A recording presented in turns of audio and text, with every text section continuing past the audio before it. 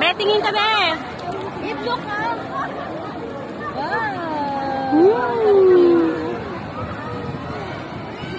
Pwede pala yung tails dito. Lagyan kaya ng buhangin mata niya kanina. Maranta ako eh. Ano nangyari? Ba't nalibyan?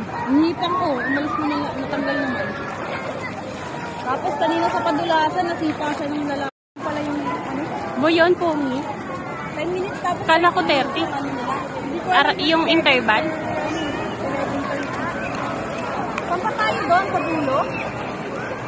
Ang pinakataas? Ano tayo sa dulo eh? Hoy, dito ka lang anak! Hindi pinadala ng lola mo yung salbabida eh. Sayang. Buti gusto mo na, kanina ay magpapapay. Unti-unti ko lang. Ang galing na. Ganyan siya pagka nagustuhan niya na ayaw niya ng maliit. Kanina ayaw niya. Papadulas na nga siya.